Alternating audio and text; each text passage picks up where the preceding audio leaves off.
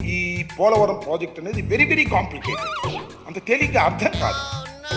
ఏంటి అంత అర్థం కాదని గట్టిగా చెబుతున్నానంటే నాకు అర్థం కాలేదు కాబట్టి. నేను అనేక సార్లు విజిట్ చేసి స్టడీ చేసి అనేక మంది అడ్వైజర్తో మాట్లాడిన తర్వాత నేను నిర్ణయం తీసుకున్నా.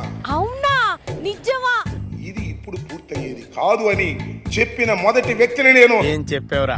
ఇవాళ చంద్రబాబు నాయుడు గారు అదే చెప్తున్నాడు కదా. కొత్త ఈ పోలవరం ప్రాజెక్ట్ అనేది వెరీ వెరీ కాంప్లికేటెడ్. అంత తేలిగ్గా అర్థం కాదు. ఏంటి అంత అర్థం కాదని గట్టిగా చెబుతున్నానంటే నాకు అర్థం కాలేదు కాబట్టి.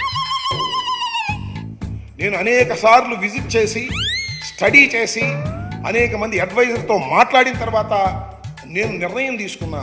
అవునా? నిజమా? ఇది ఇప్పుడు పూర్తయ్యేది కాదు అని చెప్పిన మొదటి వ్యక్తిని నేను. ఏం చెప్పావురా? ఇవాళ చంద్రబాబు నాయుడు గారు అదే చెప్తున్నాడు కదా. కొత్త విషయం చెప్తున్నాడు చెప్పండి, నాకు అర్థం కాలేదు. ఈ పోలవరం ప్రాజెక్ట్ అనేది వెరీ వెరీ కాంప్లికేటెడ్. అంత తేలిగ్గా అర్థం కాదు. ఏంటి అంత అర్థం కాదని గట్టిగా చెబుతున్నానంటే నాకు అర్థం కాలేదు కాబట్టి.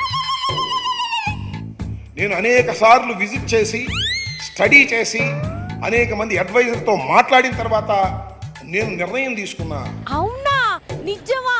ఇది ఇప్పుడు పూర్తయ్యేది కాదు అని చెప్పిన మొదటి వ్యక్తిని నేను. ఏం చెప్పావురా? ఇవాళ చంద్రబాబు నాయుడు గారు అదే చెప్తున్నాడు కదా. కొత్త విషయం చెప్తున్నాడు చెప్పండి, నాకు అర్థం కాలేదు.